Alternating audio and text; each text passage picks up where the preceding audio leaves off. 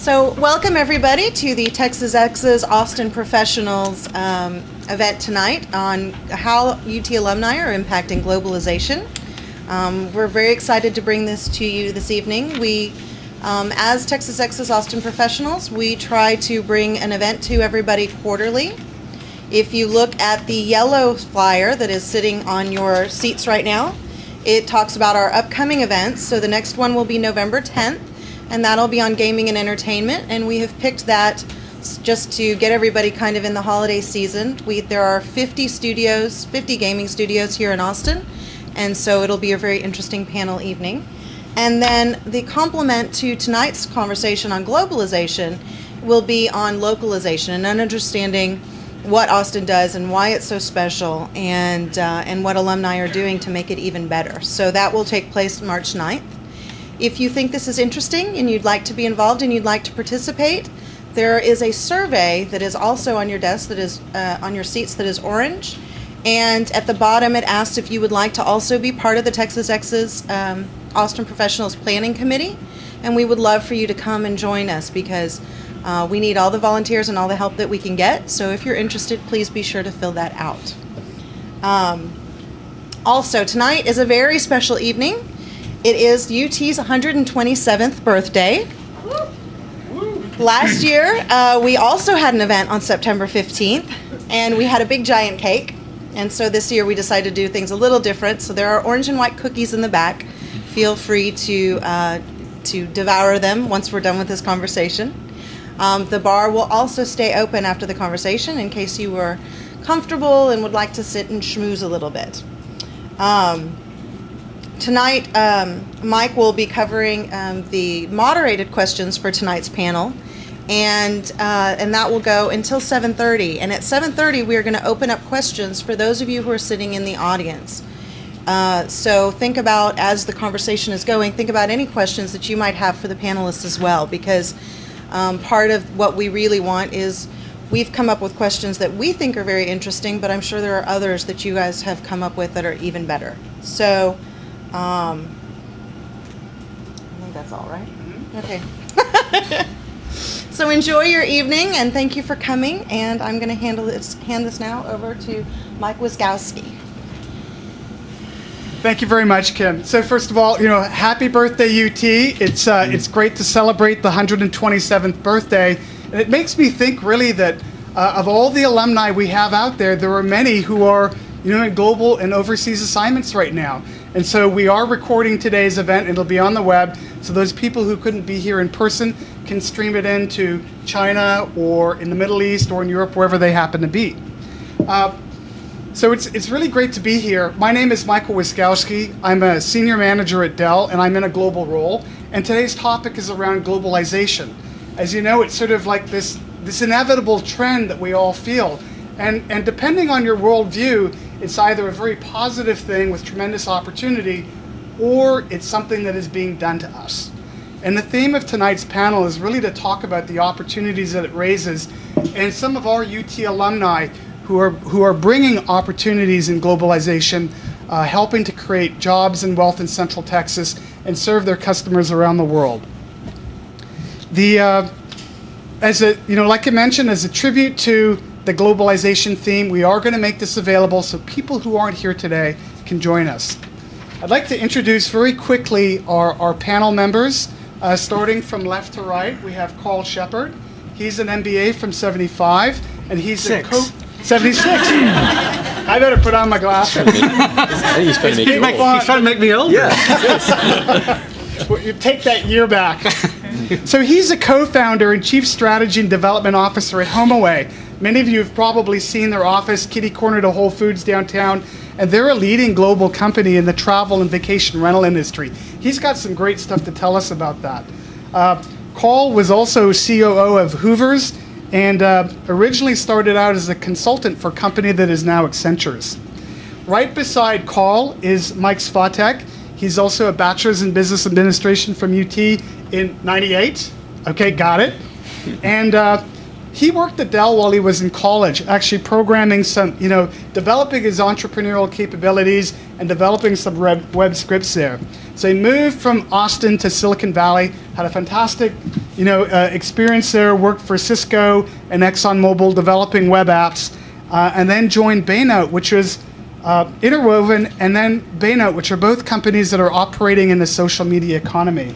So he's now back in Austin as a chief product officer at Bazaarvoice, which is a very, very well-known startup company here in Austin in the social commerce arena. Beside Mike Svatek is Megan Lueders. She's also a bachelor's in business administration from '98 as well, so same class, graduating class. She is the director of worldwide marketing at LifeSize Communications, another Austin-based company that provides world-class, enterprise-level HD video conferencing solutions to the business market. And they're in just this enormous growth mode right now. There's 350 people. They were recently purchased by Logitech to bridge from the consumer world to the enterprise world. She's very passionate about the role of visual communications to stimulate and enable high-performance teams, and she's got some great stuff to share with us. And the other thing that's interesting to note, she's very active in giving back to where we live. She's been inspired by the Texas 4000, which, if you don't know, is a bike ride from Austin to Anchorage to raise funds for cancer research. So that's great. And then sitting beside Megan is Dustin Elliott. He's a bachelor's in business administration from 2005. He's an account vice president at UBS Financial Services. And I asked just before this, UBS, that's Union Banque Suisse, isn't it? And he said, no, that used to be, but now we are UBS. That's our name. But it's a big company, over 50,000 employees in over 60 countries, and UBS is part of the financial engines that makes globalization possible. Now, an interesting thing about Dustin is he was once a handler for Bevo, the Longhorn, and in fact launched the endowment for Bevo that actually pays for his trips to the games. Because what you might not know is that Bevo 14, is a privately owned Longhorn who lives up in Liberty Hill. And so they've put together an endowment fund to pay for the upkeep of Bevo and the transportation to the games. So on that note, let's and about me. I started my global career quite early. My first significant job out of college, I received a plane ticket it wasn't FedEx, it was Purolator at the time, to Dubai. And I hopped on a plane, flew over to Dubai, and signed my first work contract sitting there amongst the desert. And had a long career in the Middle East, and then managed to get back home. And during that time, I'd lived in over 8 countries and traveled to over 65 countries for both business and for vacation and pleasure. So that's us, the global panel, and I now look forward to opening with the first question. Drum roll, please. So the first question is, how does the global economy impact your business? And I'm going to turn to Carl for the first answer on that one. Okay. Well, in many ways, HomeAway, for people who don't know what it is the world's largest vacation rental marketplace. We own, on the day that we were formed in 2005, February 2005, we were a global company. We bought 4 companies in the United States and 1 in England, in London. We bought the company in London because they were the only one that actually had technology that we could use. So we thought we were being pretty cool buying the company that had the technology, not really thinking that, oh my God, this means we actually have to understand the laws in England and the people in England, and we're going to have to actually deal with all these British people. But HomeAway rapidly grew, and we've grown primarily through just organic growth internally, but we're well known as being acquirers. So we've acquired 13 companies in England, France, Germany, Brazil, and several in the United States. So we're now pretty much multinational and operate pretty much 24 hours a day. How it changes our business is that we never got the chance to be changed. We were global from the first day. We were dealing with different cultures from the first day, and we've learned the nuances of dealing culturally with the French and culturally with the Germans, and and our time in Brazil is nascent.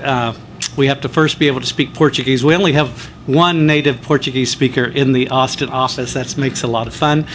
But we were able to pull that project together because so many people in our Paris office and our London office speak Portuguese. So we were able to pull together a team, send them to Rio de Janeiro, and when they weren't drinking, they were actually putting a company together. So we're very proud to have started as a global company, and it is shaping everything about us. It's how we interact, how our teams are formed. Our employees work cross borders. We have teams that are headed by a technologist in England who is working with a product manager in Germany who is serving a need that is common between our office in Marseille and our office in Denver, Colorado. So we have many teams that form and come together. We're huge users and one of the first users in Austin of Megan's company. You come to HomeAway and all you'll see in every conference room and on most of our the executive offices are LifeSize monitors. We do everything face-to-face that we possibly can. Have to talk to you about that uptime, though. We rely on it very heavily. It's kind of fun at HomeAway to sit in a meeting and sort of just listen. I was taken aback a year ago when we were having an all-day meeting and we had a break, a natural break in the day, and you're just sitting in Austin, Texas in your office, and there are conversations in French, German, Portuguese, and English going on around the office. And you think, holy crap, this is Austin. How did this happen? And it happens because the world is a very small place these days.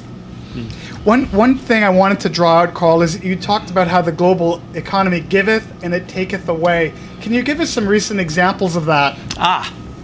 Well, when you're operating in every country in Europe and the U.S., I think the example that we talked about the other night was besides currency fluctuations, which we'll put to the side, which is a lot of fun right now, by the way. But the interesting one is that we wake up one morning and we have a series of meetings that we're planning in the United States, and no one in England or France can get on a plane because a volcano has erupted in Iceland. And you think at first, well, that's the impact on us. We'll just reschedule the meetings. We'll get on LifeSize. Life will be fine. And then you realize that no one is traveling in England and in France and in Germany. No one is leaving the continent to go in any direction. And you have a travel company. That's a very interesting thing. No one can tell you how long that will last. So you live through the volcano, as we like to say at HomeAway, and then we turn around and we have an explosion in the Gulf of Mexico that completely ruins the perception of the beaches in the Gulf of Mexico. So the disaster moves from the volcano in Europe to the disaster in the Gulf. And that becomes very personal to us because we have 40,000 customers on the Gulf of Mexico who are directly affected by this. And fortunately for us, those customers still need to advertise and they still are our customers today. What was interesting was how the people in England who rely so heavily on BP as a cultural institution could not understand the anger of the Americans towards BP in the Austin office. So we did have this interesting dynamic going on of saying, we have to come together and understand this, that yes, we are very mad that you don't have a way of shutting off the oil. And that was a very interesting series of meetings to come through how we're going to solve the problem for our customers, but also how we're going to stop talking about it internally and just move forward. Yep. It's a great story, especially how this Icelandic volcano disrupted your business. But Megan, for LifeSize, that was probably a real opportunity. How did that play out for you? You know, the instances that Carl's mentioning, and whether it's a down economy and CFOs are encouraging employees to cut travel budgets or reduce their budgets altogether, regardless of what the economic impact is, whether it's a natural disaster or a down economy, LifeSize is able to change their messaging to really our advantage to say we need to have more business communications, but we need to do it in a more cost-effective way by not getting on planes, and therefore video conferencing is a great application for that. Or, we can't get on planes today because the volcano has erupted, or because the tube is shut down in London right now because of a tube strike. Well, great opportunity for us to say, hey, travel to that meeting without actually having to use the tube today. So really for LifeSize, all of these impacts, whether they're natural or business or a government mandate that's just been placed on the federal government agencies, LifeSize is able to react and really use that to our advantage from a marketing standpoint. I think the one thing for LifeSize and companies in this situation is how quick you can react to that situation. So whether that's changing your ad text from an SEM perspective to accommodate the issues that London's going through, or those passengers that are stranded from a travel perspective are going through, how quickly you can react to really talk to the people that are having that pain, whether it's the reduced budgets or again the travel situation. That is what has really will leverage companies, or how companies can leverage the situation to their advantage, and that's what LifeSize very much tries to do. It's great. Mike, I know we're talking about the impact of the digital economy on the world in general. Do you want to talk about how globalization is affecting Bazaarvoice and Bazaarvoice's customers? Yeah, sure. So for those who aren't familiar, Bazaarvoice, our mission in life is to basically power user-generated content on websites, and we do that mostly for retailers and manufacturers. So if you shop online and you see the star ratings and you see other shoppers' comments, the majority of places you shop online will be powered by some software. Most of the major retailers use us. A lot of people think that that's capability that the retailer built themselves on their own website, but with the exception of Amazon and a couple of other sort of super portals, they use either Bazaarvoice or one of our competitors. And so we're in an interesting position where, like one of the universal constants or global constants is that people value other people's opinions. So regardless of culture, regardless of time zone, etc., that people have trust for other people's opinions, as long as typically if they know who they are, but even in an anonymous way. Shoppers value other shoppers' opinions, and fortunately for our business model, that's a global thing.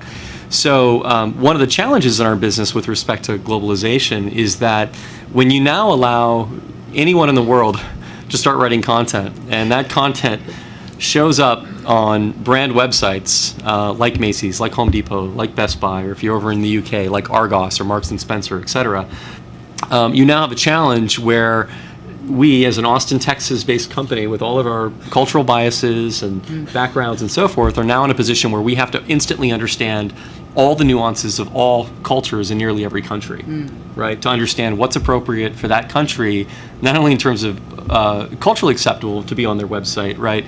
But also, the equivalent of the FTC in Germany has different standards than here, obviously, in the US versus the UK, et cetera. We have several companies here in the US who sell either drugs, pharmaceuticals, or dietary supplements that are now not only FTC regulated but also FDA regulated, right? So there are policies we have to put in place to basically protect consumers from what other consumers are saying, magnify that by 100 times, right? Because there's 100 countries out there. And so the effect of globalization on us is pretty tremendous. On one hand, the fact that online shopping in general is a global phenomenon, and it's increasing, right? There's a lot more shopping done every day online than the day before, which is basically a growth driver for our business. It also creates a tremendous amount of complexity in our business, because ultimately, when a client when contracts with Bazaarvoice, we're actually taking on a lot of liability for what occurs on their website, what's displayed, and so we actually have a full team of people internally, and then we also have a lot of part-time folks that work remotely that number in the hundreds, actually, who use best practices and automate technology to help them basically code scan and moderate content to make sure that it's authentic and it's genuine, but that it's not inflammatory, it's not violating sort of government principles or cultural principles, et cetera. So really kind of a blessing and a curse at the same time. Definitely drives our revenue, but definitely drives our complexity, for sure. Yeah. That's right, and we really now want to turn to Dustin, because the financial markets are sort of the engine that make all this happen. The flow of money globally is incredibly powerful and creates these opportunities. So Dustin, we'd like to hear about how globalization is affecting your company. Yeah, absolutely. Well, first I'd say I think Jennifer Duncan and Texas Exes did a great job putting the other three panelists together. Don't know where they came up with me, but everyone can relate to somebody that wants to go on a vacation or writes a customer review online, or obviously uses the web to communicate. My company, UBS, we consider ourselves a worldwide leader in finance and wealth management, and a big part of what we do is we try to help our clients understand investments outside of what they're used to or what they know. A lot of people tend to look at their 401k or look at their portfolio from a very localized standpoint and say, well, I'm going to invest in Walmart because I go shop at Walmart, or I'm going to invest in Apple because I have an iPhone. And there's a lot of misunderstanding in investments internationally. So I think a big challenge for us is to help people understand such things as 6 out of the last 10 years, emerging markets have outperformed U.S. and European markets, and very few people have an emerging market sector in their portfolio. Another interesting thing is, the U.S. has, in all of our lifetimes, been the world economic leader. We've kind of been the undisputed king and had the highest GDP, et cetera. But as current rates are going, China's going to outpace us in about 2025, and actually is going to take over as the world economic leader. They're actually going to probably surpass Japan next year as the second, economic leader. And so, what we try to do with our clients is help them understand a little bit more about the importance of having international investments in their portfolio, and how that can augment their domestic portfolio. Thank you very much, Dustin. It's a great point for all of us to keep in mind. One of the things that as a panel we were considering is, how do people start to participate in these global opportunities? And the key question on our mind is, how do you go ahead and how do you attract, hire, and retain the best people for global opportunities? And Megan, I'd like to ask you to lead off on that one. Okay. So we are, as Mike said earlier, we are definitely a growing company, and so we are growing internationally, probably faster than we're growing even domestically. And recruiting is always on our minds, but more importantly, as we expand into newer countries, that recruiting challenge becomes difficult when you're hiring one person here in Singapore and then one person here in China and one person in Malaysia. But the one source that has really helped us the most is the power of networking. And as much as people in the U.S. say it over and over again, that the same holds true from a global perspective. How do we leverage the relationships we might have here in the U.S., and we can contact some of our colleagues overseas and try to ask who they've either worked with at previous lives or might know in the industry. Video conferencing in general is a very, I'll say, incestuous industry. We tend to pull from one competitor and beg and borrow to bring them over to another. It seems to happen often, and that's how we've done a very quick job at recruiting. But more importantly, it's continuing to use the network of our existing employees to really grow our base. Dustin, I know you have a good story to sort of really amplify the effectiveness of networking and connectedness. Okay, I'm not going to remember right offhand what story that was. No, I think the one thing that I would definitely comment on there, you kind of hit on the social networking aspect, and I think everybody, for the most part, either has a Facebook or a LinkedIn or a Twitter account or some other form of social networking that we all use to different degrees. Some of our friends like to let us know everywhere they go and every time they get there and what they had for dinner and et cetera. And I think a lack of consideration goes into that sometimes whenever you're making an emotional response to something like that you're probably not considering the impact that it's going to have for everyone that can see it.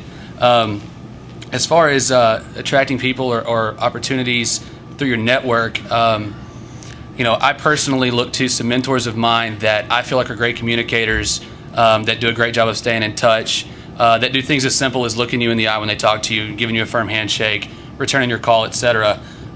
Very basic things that I feel like have been very helpful in my career. I mean, I found my first job out of college because I took Bevo to an alumni's house they wanted a picture for their Christmas card. And, hey, what do you do? I'm in finance. Well, you want a job? Yeah, sounds good. So, that was a networking opportunity through UT that worked out for me. And That's about it right there. Carl. I think that I think it's really the basics. I don't think there's anything particularly different in hiring people worldwide. You still have got the idea of you've got to know who you're talking to. You've got to have great reference from those people. Networking certainly is a good way of cutting through a lot of that. We use a lot of search firms. I mean, the problem that we have is that as we get larger, and as most companies get larger, paradoxically, the jobs get smaller and the requirements get higher. So it is very difficult, and we found this to be much to our chagrin, because we've grown so quickly. We've grown, it was Brian and me on February 1st, 2005, and we have 780 people, and we'll be adding another 90 in the next few days, and which is private information, only to my UT friends. But the fact is that when you start recruiting, talent becomes very, very specific to the job that you have. And we spend a great deal of time finding the right people for the right jobs. The thing that you do need to keep in mind once you get global and you have a global perspective is that what we do in Austin, Texas, and in the state of Texas is an anomaly. The idea of having a right-to-work state where you can hire people and fire people and they can give 2 weeks' notice, our European and South American counterparts think is quaint. In England, you need to give 3 months' notice. If you give 3 months' notice, your employer has the right to say to you, fine, go sit in a corner for 3 months. You can't leave here for 3 months, but you can't go take the other job either. In France, that's 6 months that they have up to 6 months for the right to do it.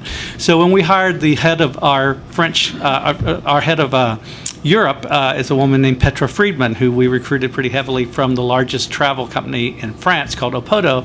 Opodo simply would not release her, would not do it under any circumstances. They knew she was going to be coming to us. They were worried about us. So she had to go home for 6 months, and we weren't allowed to talk to her. We weren't allowed to contact her. We couldn't do anything. We just said, hey, Petra, we'll see you in 6 months. It's been a very interesting thing getting and learning what all these laws are. Germany's different. South America is very different.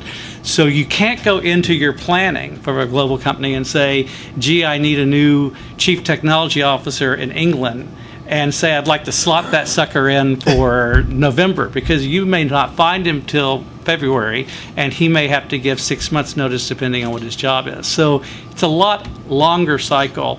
It also makes it much more important to get the right person, because just as hard as it is to hire, it is harder to fire.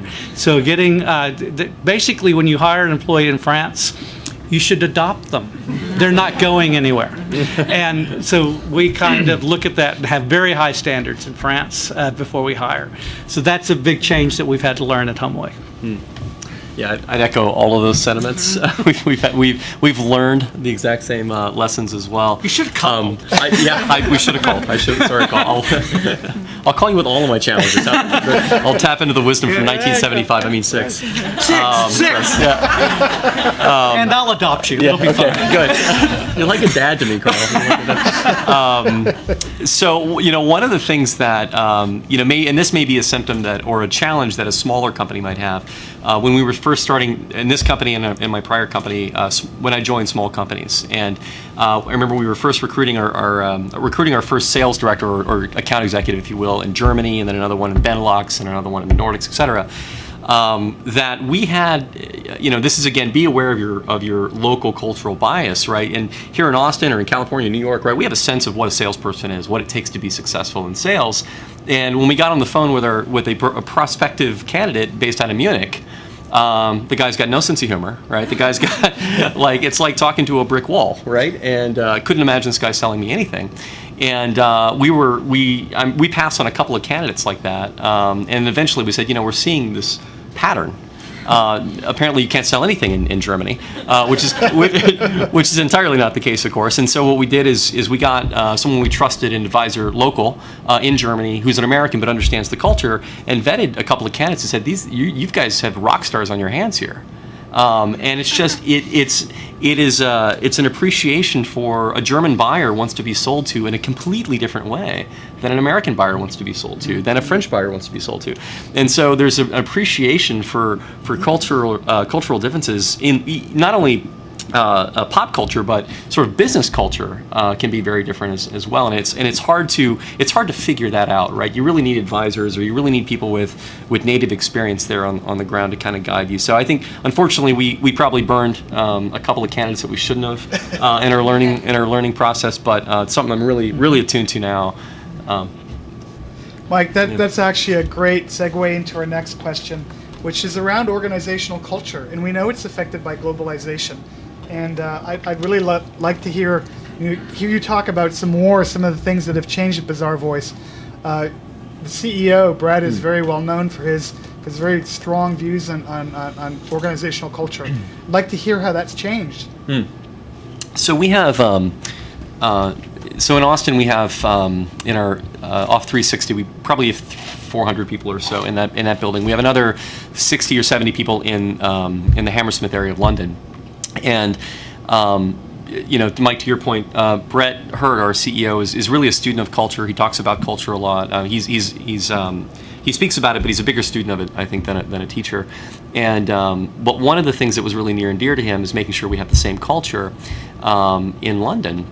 And there was sort of a learning curve for our company here to say, well, there are principles that we want to make sure are in both places, but we really have to give the latitude and the freedom to that office to develop their own culture, frankly.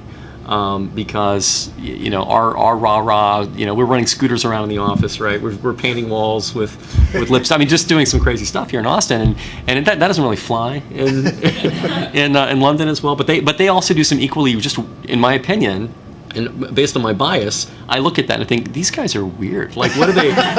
It's not funny. Sometimes they wear plaid. Yeah. Yeah. And just like things that just aren't funny to me or just seem odd. But the entire office is cracking up over this stuff. I'm like, okay, we have to recognize these differences, and that makes it a fun. So really, the culture of the company is we want it to be fun, we want it to be open, we want it to be authentic, we want it to be genuine.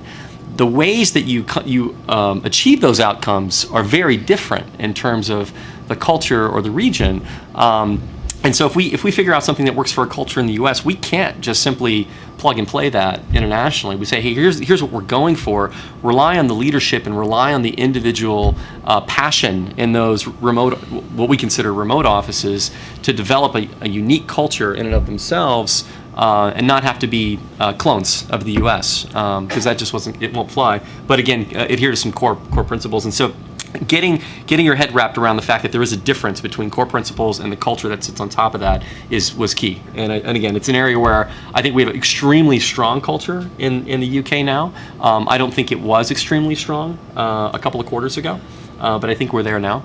And it was sort of an enlightening of the folks in the U.S. that led to that. So. That's great. Yeah. Carl, I know that you also have a lot of insights around, not only around the organizational culture, but around work, concepts around work and what it's like to work in a very fast-paced environment.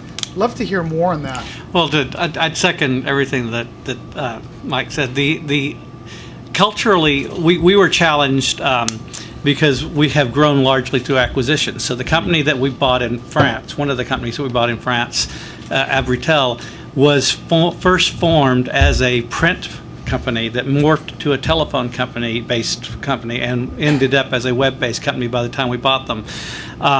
They have had employees, that company, for 20 years. They have a culture that's not going anywhere. It's ingrained. It's there, and you have to respect it. Same thing was true for Holiday Rentals.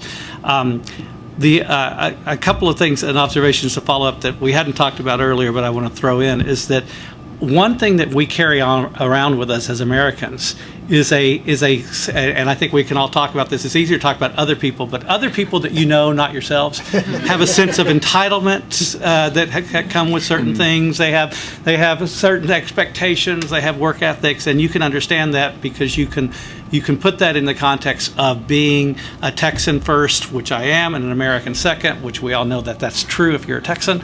And you can put those things into perspective, and you can evaluate people. When you're dealing with the way we come across, the way Americans come across, to non-Americans. I can't overstate that the word is listen, the word is humble. You want to be very low-key. They already anticipate you to be boorish because you're an American and you're Texan, and hell, boorish is what Texans do, and they expect that. So you need to really we tone down a great deal. When we bring our company, we have Hammersmith. I didn't know that we're neighbors. When we bring our employees from Hammersmith to Austin, we look like friggin' wretched excess. We have large offices. We have cubicles that you can put, that they would put 6 people in one of our cubicles. The sense of space in London that they have, they think of us as just having nothing but plain wretched excess. So you have to seed that and make that pretty well understood. Our offices in Europe are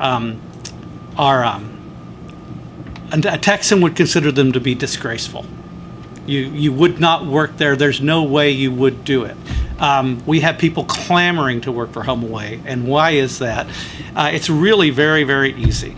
We are an exciting company in an exciting industry that's growing at 50% a year with high profitability that has great expectations. You can attract talent when you have that pretty much any day of the week. And when you don't have that, it's going to be a retention issue. But right now, we don't have that problem. I think what, Mike, you were talking about was something we talked about the other night on the phone. There's not only the cultural differences going on, there's also a generational shift going on in companies around the world. And much to the dismay of my friends of my vintage, work-life balance is something that we would have been fired for even mentioning, and now it's the first thing that comes out of people's mouths when you're recruiting. I think it's inappropriate, and it's especially inappropriate in a global company. Megan's going to tell you about what all she has to do in order to talk to people in Asia. I take phone calls from a customer in Australia at my house at 1 a.m. I go down and take that.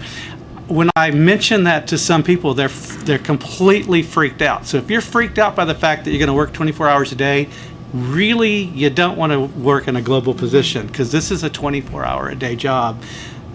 So for a lot of folks, I'm wondering if they're going to be able to make that cultural shift and the generational shift to say it takes a lot of effort and it is not a 50-hour-a-week job to work in a global company. It's a great point, and we want to note that there's a difference between working for a global company versus being in a global role. And Megan, we'd love to hear some of your experiences, like Carl mentioned, the calls with Asia. Yeah. So at LifeSize, I do have a global role, and I have a team that is also global. So in order for me to speak with them on a regular basis, we all have to make accommodations for one another, and that might mean a late night for me this week and a very late night for my team members another day. Last night, as a matter of fact, it was a 2.5-hour call with Singapore. And as soon as I got off that call, I've got a little infant at home, and that infant wakes up, and there's my other job at home that I have to, tend to at 11 o'clock. And working a global role means that you are on 24/7, and often it's early mornings and late nights. And during the day, when I have my day job in the Americas, I have to find the balance to sometimes go to the bank or sometimes to do that little errand in order to make that balance from a work-home life. But that is certainly not my priority in the sense of how do I get it all done? That's part of my challenge, and that's what I've accepted, and that's what I thrive on in this role, is getting it all done and being sure that I can accommodate and communicate with the various teams. But one of our differentiators is that because we have a visual tool to do it, it certainly enables that conversation to happen at 7 a.m. to be a little bit faster than what might be if I was restricted to just use the telephone. But what also comes with that is knowing that I have to wake up a little earlier and maybe shower or at least put the ponytail in. And sometimes knowing that because I do have video system at my house, that means the kids run in. And they might have to do a little greeting of hello before they go off, or I have sometimes had to make interruptions or pauses in the call to go tend to a crying child for a moment. And that is definitely the signs of business communications in this era. It's certainly evolving, but having the capability to not have to go into the office for that call has completely shifted how my role is performed, and it's made it much more effective for not only myself but the colleagues in which I have to support. And it's, the requirements in order to do that are no more today and do not cost any more than what it does to pretty much make that call on a cell phone. So it's nominal investment, but it's easy and it's second nature. And I was telling the other panelists this earlier today that it would be very hard for me to go to another company today and not have video communications or a visual element in order to hold and maintain a global job today. There's just, I don't know how effective you could be without video, because your day would be spent wondering if the person on the other end really heard what you said. Did they understand it? Did you see that body language? And we take for granted body language here in this audience as just as an example. Well, culturally in Asia, body language is extremely important to understand what silence means and what posture movements are being made, and are they understanding what you're saying or are they not? So having that visual element has completely transformed our effectiveness, and that's what we try to evangelize, obviously, in which we go out and sell our products. It's really interesting how it is changing the interpersonal dynamic. Dustin, the rest of us are work for companies that are headquartered here in Austin or in the United States. But your company, I believe, is headquartered in Switzerland. So how do you feel that the organizational culture is different for you, feeling the impact of headquarters? Well, first I'll say that my industry as a whole, the other three panelists are very into technology, very up-to-date video conferencing, and we're not there. Our industry is so far behind, and I'll give you an example. Oftentimes I'll have a client, we'll come in the office and we'll be talking to a portfolio manager that's in another country. And we literally, among the advisors in my office, I'll go find somebody that's talked to somebody in Austria before or somewhere else and say, okay, what do I expect? What can I prepare my client for before we get on this call? Because the cultures can be so different. The senses of humor can be so different. On a call we had, Carl brought up how, pretty much anyone you do business with now can speak English. And it's a very serious misconception that if someone is fluent in English, they will get your sense of humor. They don't get your jokes necessarily just because they understand what you're saying, and vice versa. And so a big part of having a call with a portfolio manager in another country is explaining to my client or my prospect, they may be a little bit drier, they may be straight to the point, there's not going to be a lot of chatter, it's going to be just cut and dry, and let's just know that going in. We did one with a guy, an Austrian guy, and we gave our pitch, and then him and his team gave his, and our clients looked at us and went, I could have fallen asleep. They're just so not exciting and into it, and that's exactly what Carl was speaking to, is they look at us and go, why are y'all so excited and into it? What's the big deal here? But to speak to working for a company based in Switzerland, UBS Wealth Management Americas is headquartered in Weehawken, New Jersey, and our CEO is Bob McCann, the guy that used to run Merrill Lynch. The majority of the communication that we see comes just from Weehawken and comes down that line. Now, granted, we do hear from the home office, obviously, and we get to follow things that I'm sure you read in the journal and see on the news about UBS and taxes and things that hopefully nobody will ask me about later on in the Q&A. It's a very unique for me, and it's a unique competitive advantage, I think, for me against someone that's domiciled in the United States, because we do have people in over 50 different countries, over 60,000 employees on the ground in that culture, understanding what it's like to invest there, and I think it's a great advantage for our clients. That's great. As companies expand or do business in different places, there can be a lot of unexpected factors that hit you, like the Icelandic volcano we heard about. But there are other things, just business practices. Dustin, do you have anything you can share with us around an unexpected event or practice as you were conducting business internationally? Okay, well, I guess parlaying on what I just said, one experience I had was I met a guy in college at UT from Mexico City, and his family was very well off there, and obviously I wanted to be introduced and potentially do business with him. And so I flew back to Mexico City with this friend of mine, and went in guns blazing, texting, I'm all excited and I'm going to shake hands and kiss babies and the whole deal. And they were looking at me like I was completely crazy. And that was early in my career, and that was one of the first things that made me realize I need to really think about who I'm talking to before I go and talk to them. Other things that come to mind when I was in the business school at UT, one of the stories that a professor told about a cross-cultural misunderstanding, and you've probably heard that. I think they attribute it to Gerber baby foods, but I don't know that anybody can actually prove that Gerber did this. But Gerber was apparently, or some baby food company was introducing their product into Africa, and in the African culture, it is commonplace for you to put a picture of the product on whatever they're buying. So if you see green beans on a product, you're buying green beans or whatever. And so when they introduced Gerber with a baby face on the baby food, they didn't sell any baby food, obviously. So another point and obviously look to a mentor, look to somebody that's already dealt with that culture, worked in that culture, or something along those lines, and do your homework and figure out what you can know before you go try to sell babies. It's good advice. Carl, I'm sure you've encountered some stuff as you guys have expanded. Actually, the one that comes to mind is the most difficult misunderstanding for us actually was my previous job at Hoover's. We had hired a very dynamic woman who was the head of product and business development. She'd come to us from Bloomberg, and she was a very powerful presence whenever you were in a room with her.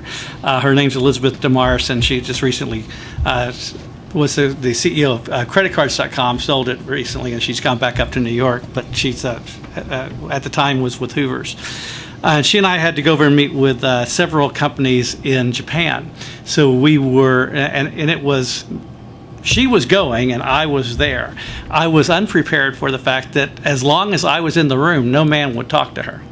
They were not going to initiate a conversation with Elizabeth. They weren't going to respond when Elizabeth said something. When Elizabeth would ask a question, they would respond to me, and they'd say, "Well, Carl, this is what it is." And it was a very interesting thing that I was completely unprepared for. I had been prepared for, admiring the cards, and I'd been prepared for the bowing, but I had not been prepared for the chauvinism, which is still there, getting better, but still there.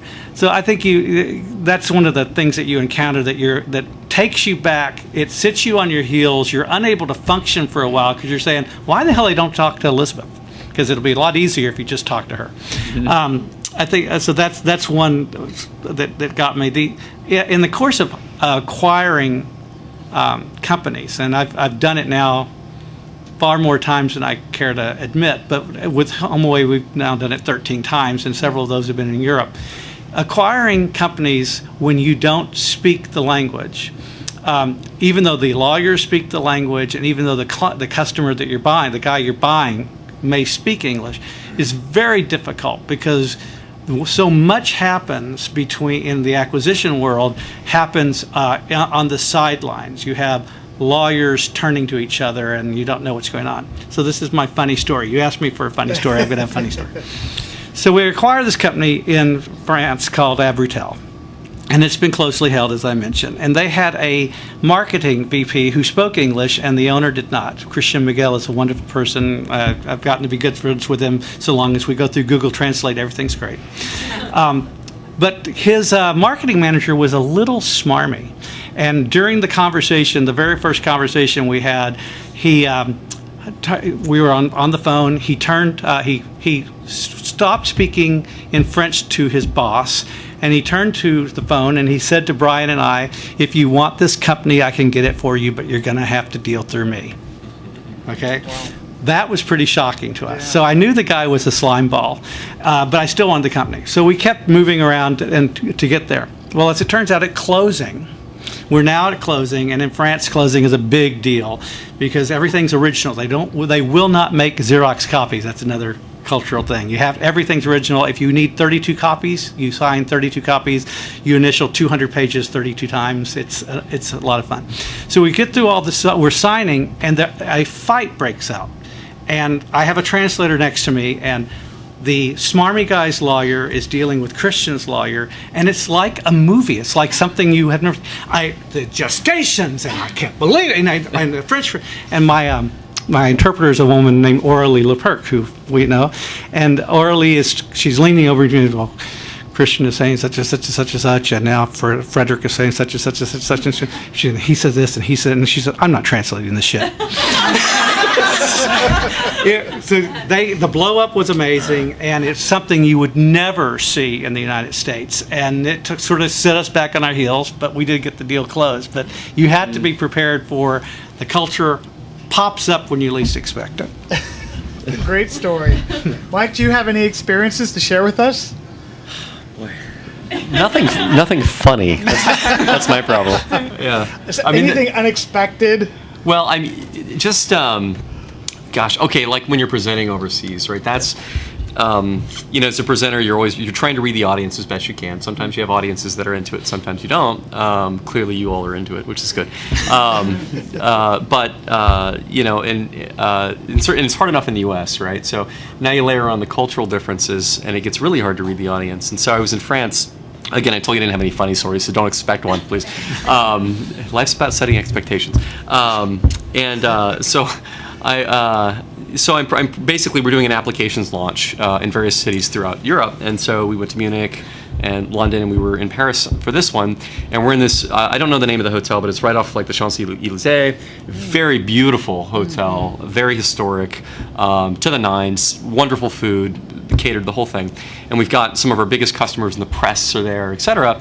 And as the product guy, I'm basically explaining so the value prop and the pricing, the availability behind all these applications. This is back when I worked at Interwoven. And there were a few points in the presentation that if I made them in the UK or if I'd made them in the US, there would actually be some applause, and there was a pause for questions and things like that. No applause whatsoever in France. Nobody had any questions. And then after the session was over, generally, I was there and there's several other folks from the company, and it's pretty common people will come up and sort of talk and ask some more detailed questions that they want to ask in front of anyone else. Everyone left the building immediately after I was done. And so you just sort of scratch your head like, what's going on? Yeah. And I guess maybe in retrospect, it's like slightly funny. It's like everybody had been sitting there for 3 hours through the whole ordeal. Everybody needed a smoke break. And so, literally, like we were done and the room vacated and everybody's out on the sidewalk. People went to get some coffee, smoke break. And I'm like, do we tear down? Like, no, just give it a time. Let's wait 45 minutes, maybe an hour and a half. They'll come back. And they did. And so that was something to sort of get used to. It's just like, as Americans, we wouldn't, we get to cut the chase, let's get the stuff done. And it's just that, the speed of business is slower. Certainly, I think in France in particular, they are personable people, right? They're very social to the extent that we're not in some cases. But that was, just as a presenter, it sort of shakes your confidence a little bit, like that I completely blow this. It just cost the company, $250,000 or whatever, but it turned out not to be the case. It's like, rate this presenter. Yeah, right. Good thing that they didn't have ratings and reviews then. So. Yeah. So Megan, we'd love to hear an experience that you have to share with us. I've got enough to definitely probably make us all laugh. I'll tell you one that falls on the heels of Carl, just real quickly, anecdotal, and then I'll tell the other story. But one cultural change that we've actually had to be very conscious of as we begin to continue to recruit folks in Asia Pac is to their business titles. This is something that we had a struggle at first recruiting talent because we would title them as a marketing manager. I just need a marketing manager, a marketing generalist. Well, we learned very quickly that that's not necessarily the title that's going to get you very far. To Carl's point, there was a woman in the room. The conversation would be to turn and possibly go to a male. Well, the same thing applied for titles. So if you did not, the person who had the highest ranking title is who got the most amount of respect and who the conversation was definitely directed to. So all of our titles for Asia Pac employees tend to be at a director level. Well, for LifeSize, that's a very sizable title. That is, your next step up is vice president, which there's only the CEO and vice president. There's not that many more layers. So we've had to shift all of our titles at LifeSize in Asia Pac just to accommodate that, and that's something we're definitely going through now. But in Europe, I think the Europeans definitely give us the most laugh because within Europe there are so many different cultural trends that you have to be aware of. And I know the one that we were talking about earlier that I'm constantly faced with. We have a partner conference, and so I'm meeting with partners from our 20 European countries that I'll attend. And my immediate thought, I see somebody and I'm like, oh, this is my friend, Mike, that I talk to every week on video. I can't wait to see him. My initial reaction is to go up and give him a hug because I know him. I see him in his home with his kids, on video calls. I see what his home looks like. I can ask him about pictures. But my immediate thought when I go to Europe is, where is he from? How many kisses? Do I go left, right, left? Do I go right, left, right? And I have to immediately translate what country and what's the actual transition or tradition. Otherwise, I have bumped so many faces. I have kissed more people, not on their cheeks, but on their lips as a result. And I laugh it off now. I mean, they all know me, so it's very friendly. But it's definitely my immediate thought is, where are you? What's the custom? And is it 3 or 4 or left or right? Got to get the kissing down. Man. Yeah. So it's definitely I've perfected kissing, and I definitely still do the review before I go of what is the proper tradition for that region. So I'm a humorous one. Well, that's a great way to end on a happy note. We have plenty more questions, but I think the time is just about right to turn the panelists over to you, the audience, for your questions. And so we'd like to invite you up to the microphone. We have an hour for you to ask questions to all of us around either our companies, our roles, our insights, or anything you'd like to know about globalization and what it's doing in the world economy. So who'd like to come up first? Come on up.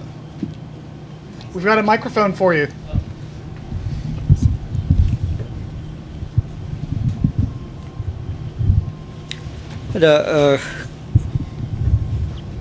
Hi. The question is primarily on, I think one of you mentioned that the revenue growth overseas is usually at an accelerated pace than the revenue growth over either in the fully developed economies. So depending on the revenue growth, usually companies also have been doing investment. I mean, is it a trend that investment is also happening at overseas at a more accelerated pace, or is it happening at a slower pace? I mean, what's your take? What's your take on that on your respective companies? Yeah, are you talking about investments in businesses and in startups or? In your own firm, as you see, like revenue growth is happening in a region. Are you investing in that region, or are you servicing it from here or from your established location? How is it? I can take that one first. We're growing. We grow. Our companies are growing anywhere. I say companies. We're only one company right this second. But our individual country websites are growing anywhere between a low of 25 and a high of 50% a year on top line growth. So we do invest appropriately for those. Our biggest investment, though, we have two types of investments. We actually go out and we buy companies, and we invest capital to buy those companies, and I do a lot of that. But in terms of investment on the expense side to drive revenue growth, we're very lucky being an internet business. We can do that through PPC and SEO, and most of the investment that drives traffic for HomeAway is through PPC. That's very pay-per-click advertising, to not be too vernacular about it. So that's something you can plan and you can tie to your top-line growth, and we've been able to tie that pretty aggressively. As far where we invest in terms of what we buy, one of our trade secrets is what we're buying and where we're interested in what to be, and what we buy and what we don't buy is usually a factor of we've decided not to buy something or we've decided to get it. we're fortunate right now that if you have a company in our space, we are the only buyer, and that has been able to help us invest more efficiently because we can drive prices down just a little bit over what we were having to pay at the beginning.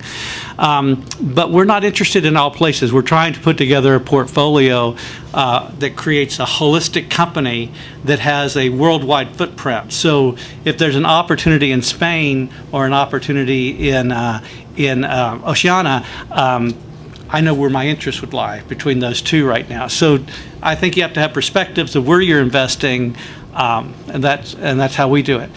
I know there's a boatload of investment capital available in Europe. There's even more available in Asia.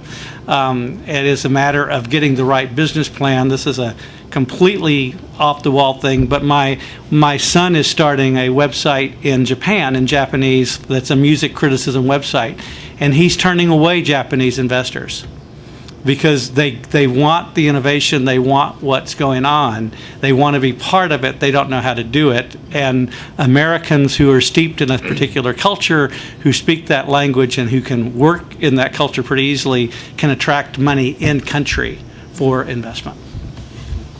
I'll follow up a little bit on that. Just as I think part of your question was about, growth rates, possibly in some emerging economies versus developed economies. And, that's something that I pay very close attention to, and I feel like the general consumer, anybody with an investment, whether a 401k, should definitely be looking at. You look at the S&P 500 over the last 10 years, you look at the growth of stocks in Europe over the last 10 years, and you basically have got what's now being called the lost decade. There's been no growth.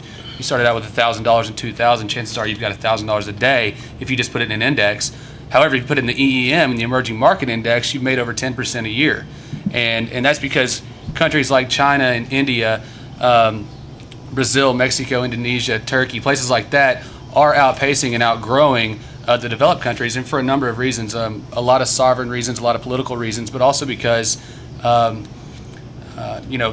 they're emerging, they're becoming established, and so that's something we pay a lot of attention to, and definitely there's a big barrier, a cultural barrier for my clients in Austin or in Texas. When I say, yeah, we should be investing in Brazil or India or one of those countries, they go, well, I don't know what goes on over there, and I go, well, they're making money, maybe you should look into it. So yeah, that's something we pay a lot of attention to. And I can address it, but take a little different twist on it. Obviously we are growing substantially. We got acquired, and that definitely spurred some immediate growth.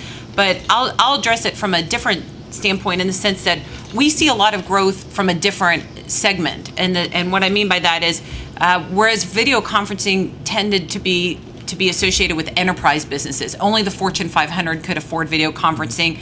Those were the boardrooms that would have these elaborate technology and infrastructure devices set up.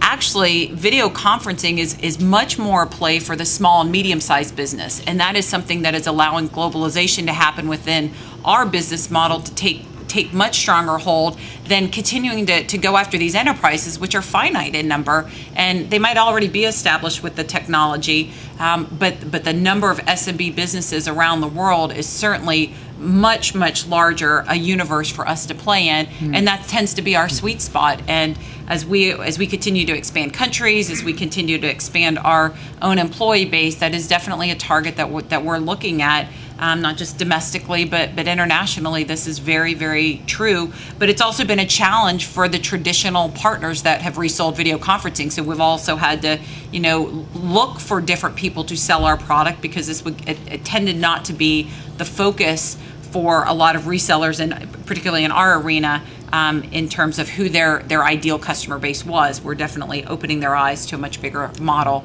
than what existed before. Just to add something to what you're saying, I think one of the things that has to shift and can shift in this room is that you don't need to be a big company to be global anymore. There are tools that let you do that. Megan's tools let you do that. The web lets you do that. Communication is a lot easier. And what spurred this thought is that when we started Hoover's back in 95, the only people who bought business information were the top 300 companies, or the Fortune 500 didn't even buy it. You sold it to it was very expensive. You had subscriptions for $300,000 to $500,000 a year. What Pat Spain and Gary Hoover did, and Gary I know is at the university now, you can talk about it, is they decided to sell what Standard & Poor's used to pay $300,000 a year for $119 a year. And that changed everything, and they were able to do it because they could do it on the web, and we were able to make that product the same. When I first came to grips with the fact that we were actually going to buy this company in England, it scared me to death because I had an older mindset that said, I need to have all these advisors, I have to have all this in place, I need to be understanding, I have to have, it's going to take my travel budget through the roof, all that sort of stuff. It's just bull hockey. It doesn't happen anymore. You get on a video conference, it's a lot cheaper. You talk to Skype all day, no offense, you talk to Skype all day long. You are able to do things with a small business and get two advantages over the big guys. They are big and they are slow. And you can be global and fast with just 5 friends placed strategically around the world. Global and fast, that's great. Mike, I know you have some, some investment stories around people and how Bazaarvoice is leveraging people in different places to do some of your work. Yeah, I guess from an investment perspective, the thing that drives our investment is more kind of societal norms, seeing how fast, as opposed to sort of economic indicators. So countries that make sense for us to enter are those countries where the culture is adopts social media, adopts digital word of mouth, adopts that trusts not only opinions, obviously, of people near them, but look to the web as a source of information to make a purchasing decision. That's one factor. The other factor is that a country has to have good distribution network. So plenty of countries that are online primarily through handheld devices in emerging markets, but have very, very poor distribution capabilities, and therefore if you order a product online, it may or may not come to you, right? It may show up at your doorstep. So we need countries that we know 99.999% of the time the product gets to you, otherwise it's not a good country for us. So those are things that we look at when we enter. So we're in most of Western Europe, the U.S. We have yet actually to jump over to Asia in a big way. We're in Singapore and Australia, the most sort of Western of the Eastern countries. But yeah, in terms of when we make an investment, I can think, Mike, to your point, in a country, because we have to be very sensitive about the nuances in federal regulation, in culture, and in language.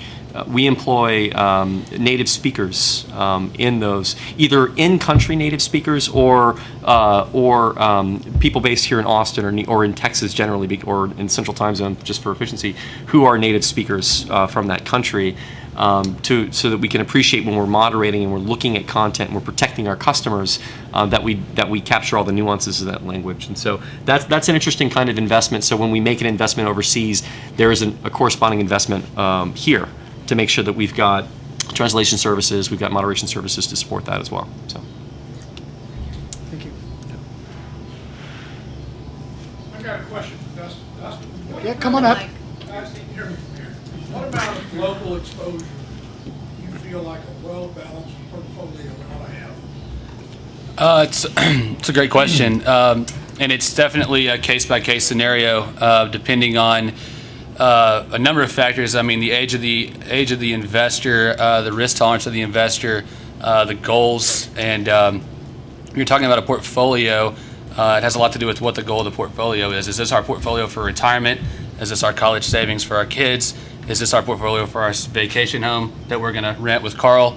Is it depends on those kind of factors. But the easy answer is more than you probably think. Another factor is a lot of people think about when they invest in a company like Coca-Cola, they think they're buying, an American company. And granted, yeah, it's an American company, but they have more revenues overseas than domestically. Mm-hmm. It's really more of an international company than you realize. So I would say, yeah, more than you think would be the easy answer. Case by case scenario, based on the parameters of the portfolio, would definitely be. I guess an arbitrary answer as well, but I'd say I think the average that you would hear from people say is 30%, and I think it should be a little bit higher than that. And I think you should invest globally or internationally, both in the equities and in the debt markets, just as you do domestically.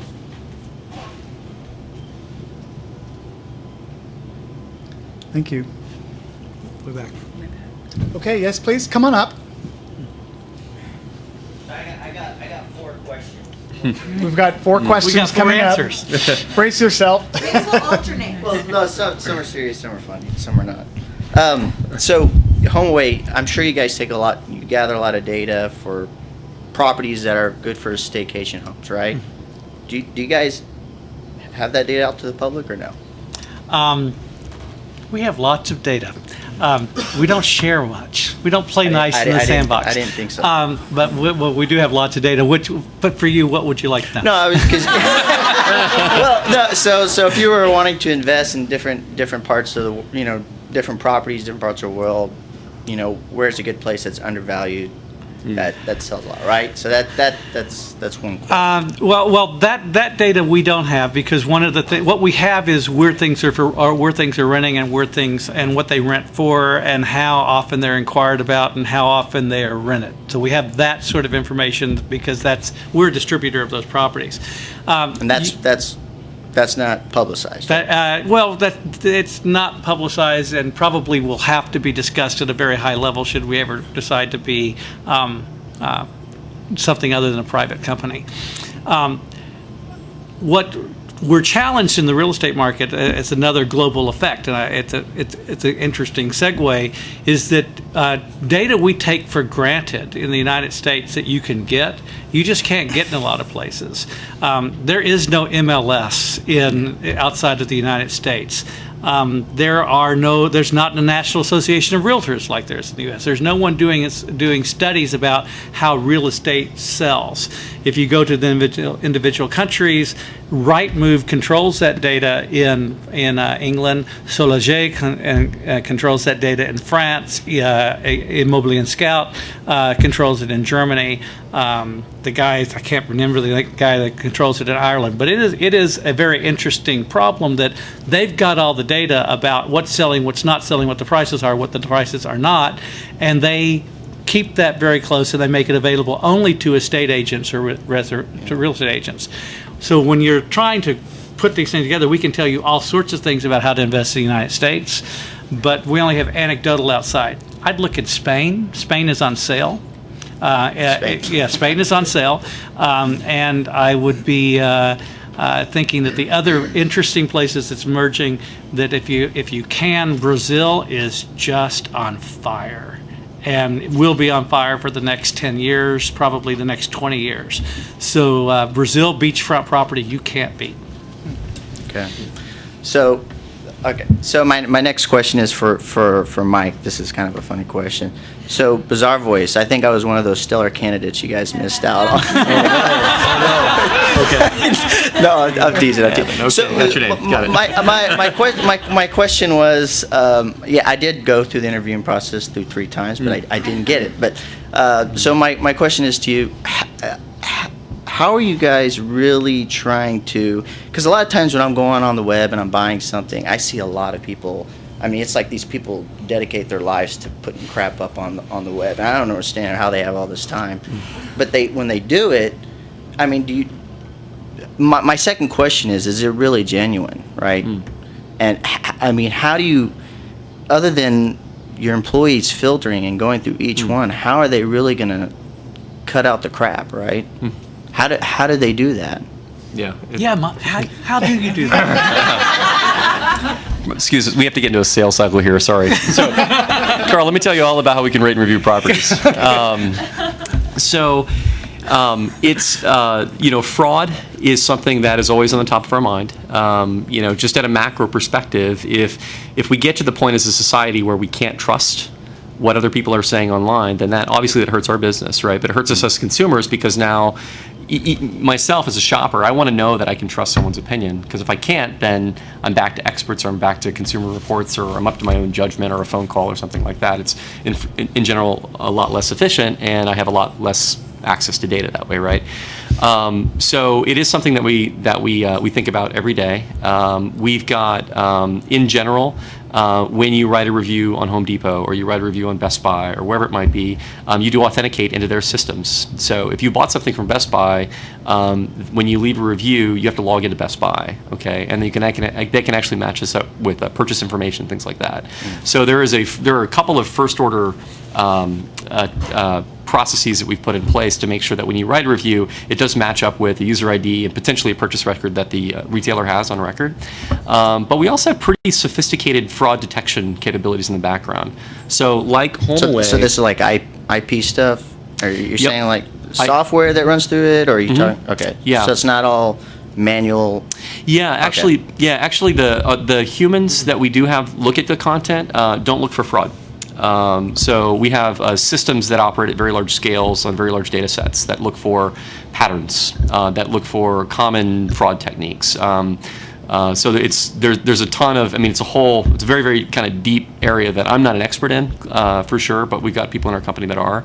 And, like HomeAway, we've got hundreds of millions or even billions of pieces of data that we can look at, and when you see lots of stuff coming from the same IP, right, or you see lots of different IPs that where the word density is with certain terms are very similar, right, or that the same phrases translated with thesauruses are actually saying the same thing. They're just using different words to say the exact same thing, the same pattern, in the same part of the paragraph.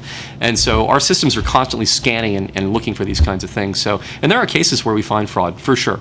But in general, the incident rate is very, very low because we put these basically several layers of protection in place. But it will happen. If you go to a site that doesn't require you to authenticate and doesn't have, and if your post goes live immediately, then chances are that site's not employing best practices. So how do you think internationally? How do you think it skews your data when you're dealing with people from different countries and how they rate things? Obviously, if you go to one country and you tell them, hey, rate this, and all these people rate it, they may rate it, slightly a little less than say another country. So, and I'm assuming you're mixing in the ratings from all over, right? Mm-hmm. Yeah, well, when you give an overall rating, that's what I'm saying. Yeah, so we do see some variance by geography in terms of rating. So let's say it's interesting. Not only by geography, by retailer. So for example, Dell, one of our customers. Obviously, Dell's an interesting model because they build and sell their own products online, but they also sell laptops through actually Walmart. You can buy Dell laptops and you can buy it through Best Buy, et cetera. But we see all of their international sales as well, and so you can see a slight deviation in rating. For example, if you were to look at how a Dell laptop rates, not only its overall rating, let's say it's a 4.4 out of 5, but then a sub rating for quality of construction, appearance, things like value for the money, things like that. It will rate different on those dimensions potentially for like a German audience than it would for a UK audience. So we'll see deviations there. And if you buy something at Walmart, a more expensive product generally doesn't rate as highly at Walmart as it does at Best Buy, because the Walmart consumers cares about value, or not value, I should say, but just cost. They care about cost more so than Best Buy, who's, hey, I'm willing to pay a premium, but I want the best stuff. So we see regional differences, we see channel differences, et cetera. Okay. Yeah, good question. We'd like to see if we can give someone else a chance. Okay, that's fine. That's fine. Okay, cool. Thank you. Sit nearby, Yeah. and you can go again. Yeah. Just in case somebody's bursting with a question. Yep. Got Yep. two. No, come on up. Come on up. You're on the way. Don't turn back. You were faster. Okay, so actually I work here at UT. I'm Director of Courses at the School of Information, and I feel like my job is very global, interesting enough because I have to train grad students all the time about how to manage the workforce, and a lot of times they're international, so it's interesting. Even though you're not technically in a global role, it can become global from the opposite perspective. But I'm really interested in the HomeAway scenario because I have used your site multiple times now. Thank you. And I'm wondering, and I'm sure you've heard this before, but now I'm curious. So I've used it twice, locked down 2 places. However, the places that I ended up getting were initiated by the HomeAway lead, but then that person, the owner, property owner, send me to somebody else, their friend, to rent this property because the actual property they had was, taken for those dates or whatnot. And even though the other property was also listed on the HomeAway site, after the stay and all that, I don't get the email from HomeAway saying, hey, can you recommend or rate this property kind of thing. And obviously the reason I selected some of these properties were because of your reviews. So I like to contribute back to that. One thing I love about Amazon, who doesn't love seeing all those reviews from people you trust. But so what do you guys do? Are you working on that? Reviews are more difficult for us than they are for Bazaarvoice's main customers, and which is why Brett and Brant and Mike now will be coming over like every 5 weeks for the rest of my life. But the challenge that we've got is that we are not a transaction site. So in order to close that loop and know where the transaction has occurred and be able to go back and say, Mary bought from Frank, and close that loop, we're not able to do that because Mary pays Frank directly and we never know the transaction occurs. So what we do is we encourage our owners to go back to the people who have stayed with them and to remind them to review the properties. We have a several step way of authenticating reviews, and that's one of the things that has kept us independent and off of Bazaarvoice so far, is that we have to authenticate the review by having it come in. We have to let the owner know that it was there if the person didn't stay there, because there is a lot of fraud in reviews, and you got it right. It's rampant. It's not kind of there. It's everywhere. TripAdvisor is ripe with fraud. They have whole rooms full of people typing reviews of hotels. So it is a problem in that space. What we need to do is to authenticate that you actually stayed there. And if a owner receives a review and the traveler cannot prove they stayed there, and it's very easy to prove you stayed there, you're going to have a canceled check, you're going to have something, then the tie goes to the owner and we don't post the review.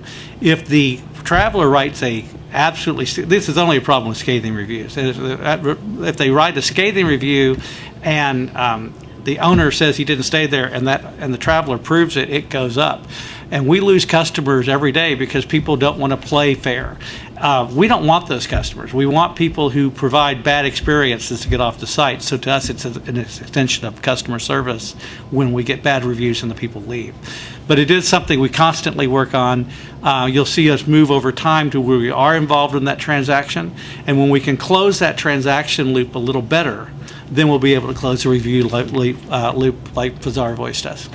So are you basically saying that as the consumer, I can go back to a property and attempt to leave a review? Yeah, you can come to our site and just leave a review for the property you got there. But then it just gets authenticated on the back end. It gets authenticated. It won't post if you didn't stay there. Right. But if you stayed there, it's going to post. But it has to be the exact property. I think that's also. Well, have like the person in Prague had multiple properties. Well, that's another issue, and let me talk to you about that offline, because the other big thing that the web is doing for us and we brought to the web is that people want to stay in the house they saw. So if you show up and they put you in a different house, HomeAway wants to know that, and that advertiser's gone.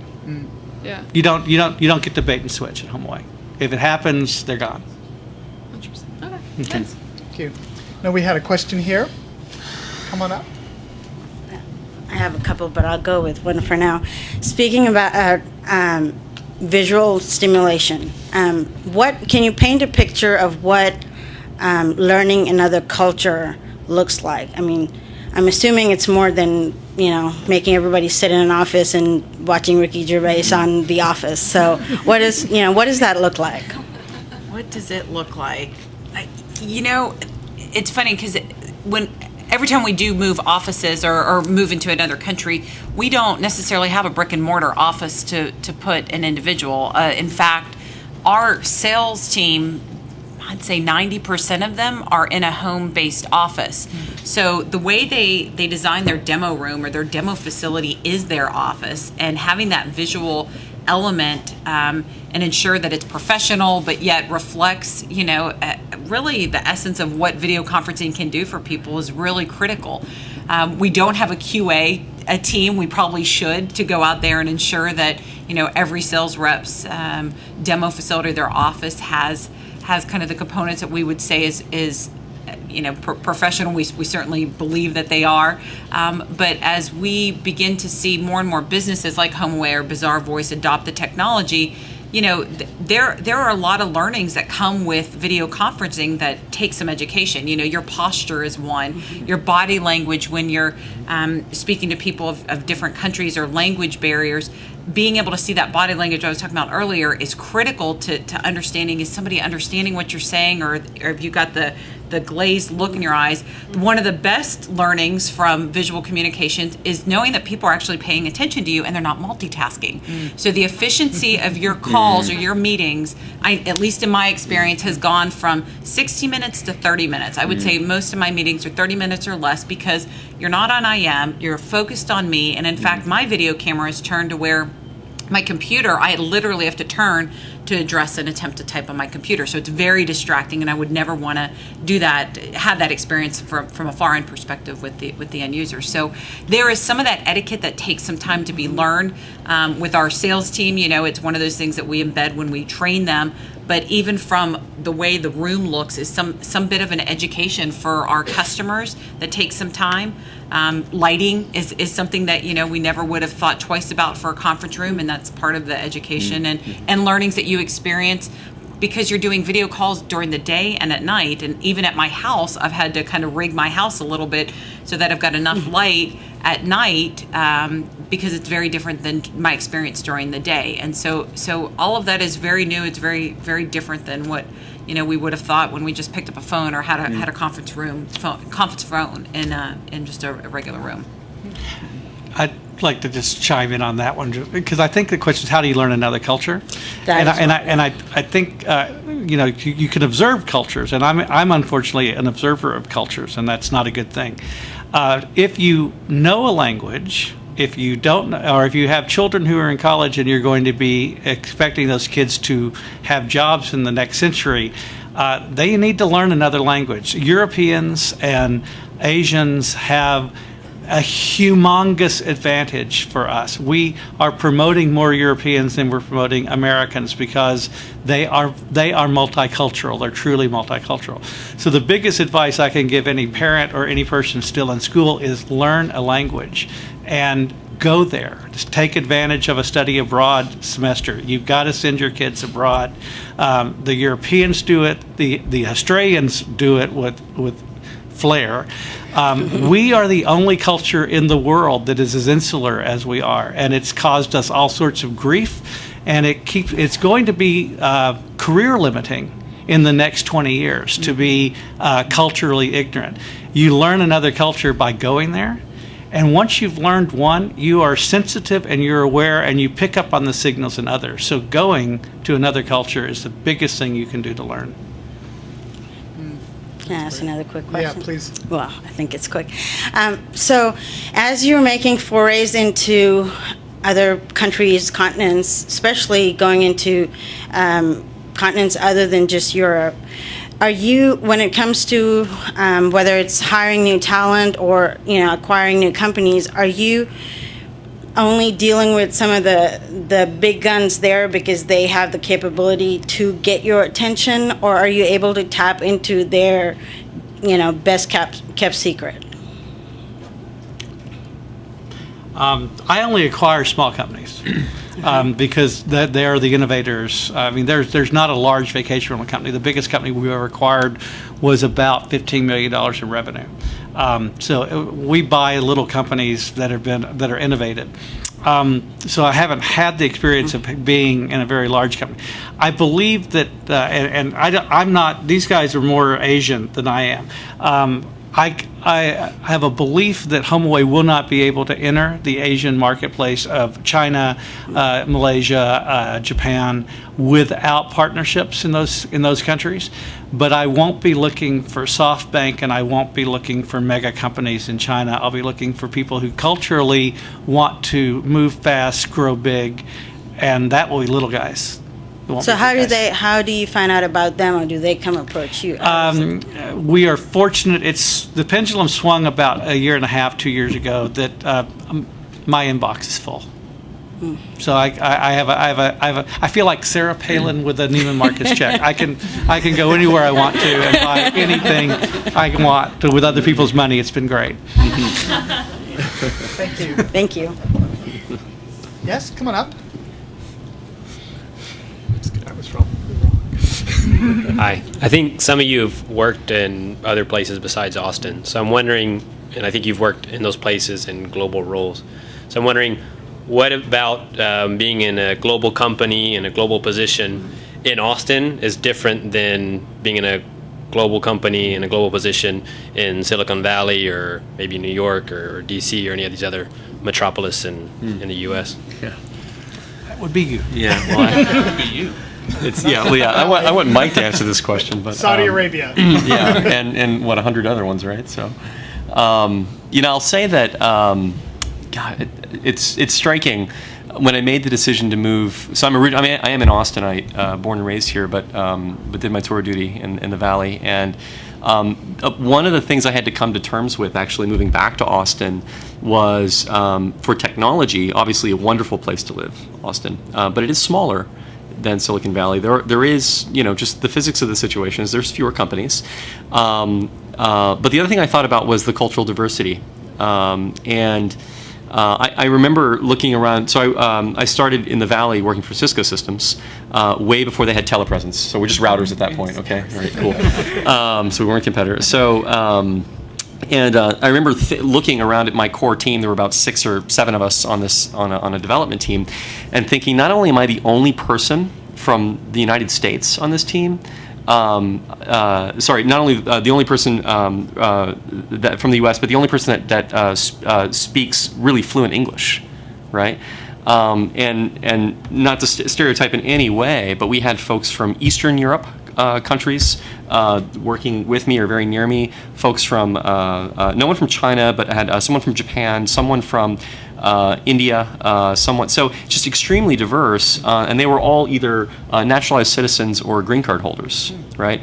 So it's sort of like just living there and working there, just from a human perspective, you are thinking about international all the time, right? Your neighbor is may not even be an American, right? It's I don't know, statistically speaking, you probably have a 50-50 shot that your neighbor's an American, really. And so, and in a business context, we could, again, that dev team, we probably between, and to your point, I speak English okay, and extremely broken German, right? Which is unfortunately not even an advantage because everyone in German speaks as good or better English than I do. So I have no advantage whatsoever. But so me excluded, we probably spoke 20 languages though, just between the 6 of us. And so so coming to Austin, one of the things that I do sense that there's just isn't an awareness. I mean, there is an awareness, but not to the degree that you'll see if you work in New York or LA or Boston, even Chicago to some extent, Bay Area, Seattle.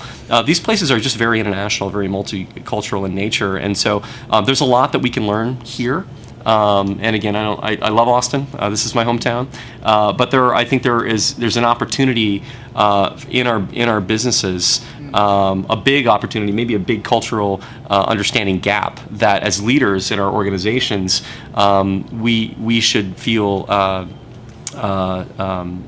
we should mandate that, I think, for ourselves as leaders to build some greater sense of international culture. One of the things I'm going to be in 3 weeks. I'll be in London for our European Summit for our customer base there, and so I did this without even thinking about this panel. But I picked the 2 people on my team to accompany me that have not traveled outside the U.S. yet, and I did it intentionally so that they could get over. And I wasn't even thinking about culture. I was like, they just need to meet our customers over there. But as a byproduct, they'll at least get to understand the European the British culture. But then hopefully take them to Germany with me as well to visit some prospects. And so.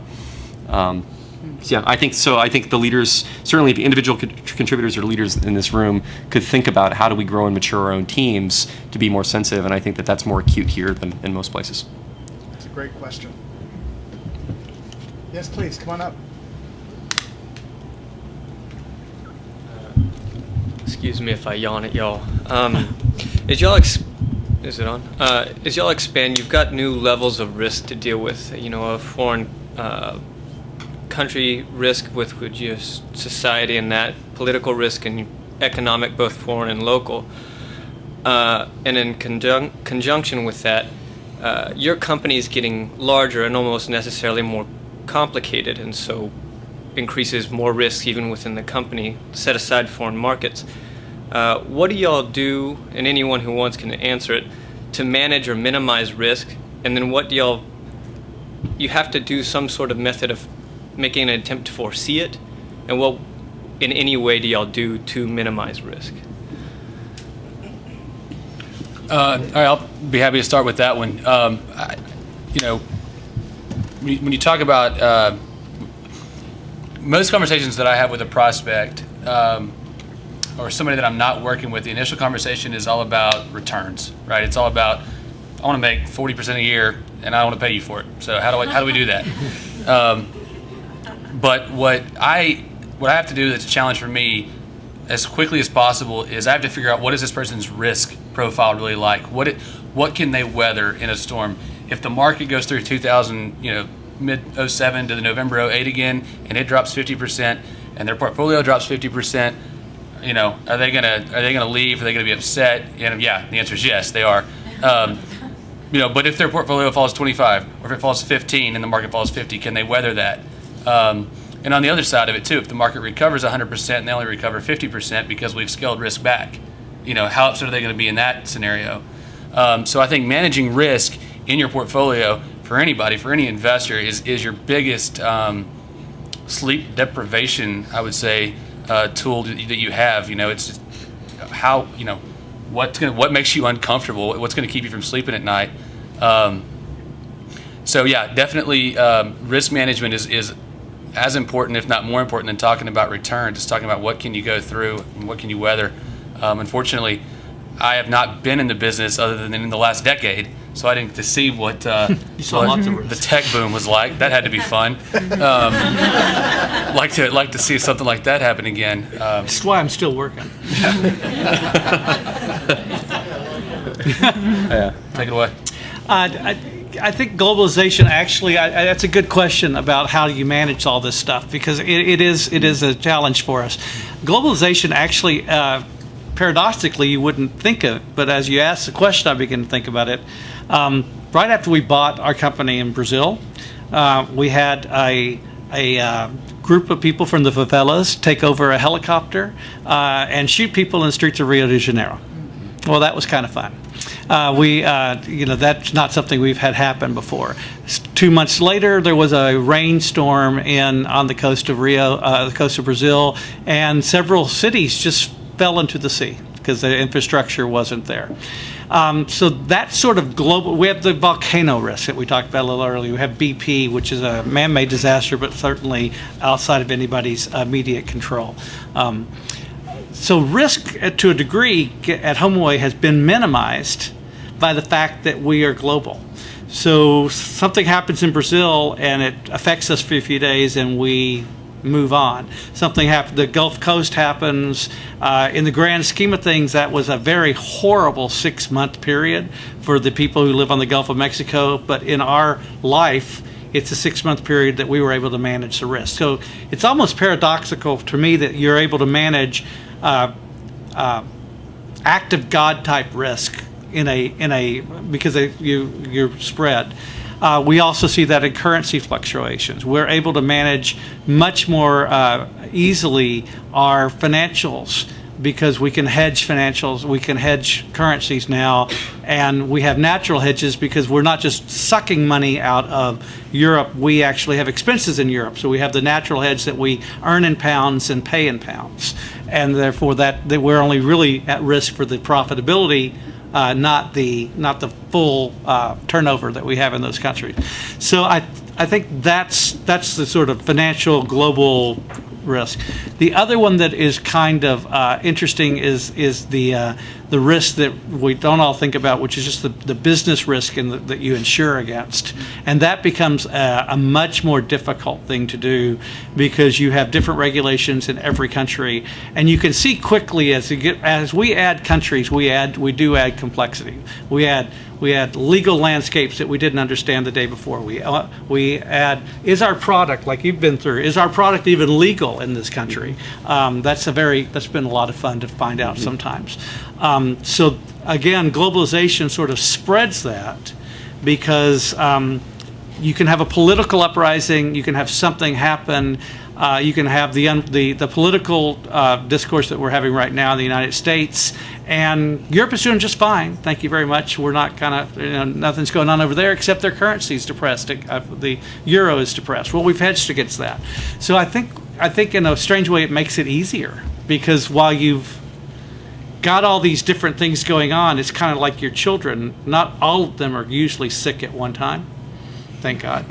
And when they are, you just shut the doors and stay in the house. Great. Any other questions? Yes, please. I heard, I believe it was you, Carl, mentioned one of the approaches in working internationally and with global teams and aligning cross-functional teams and business units requires a great deal of listening and learning to be humble. So I think my question may be for any of you that wish to answer, but perhaps for you. I have a background in international business, working globally and with a Fortune 500 company in a past life. And aligning the cross-functional teams involved traveling, and when I would show up, I was the headquarters guy that no one wanted to see. So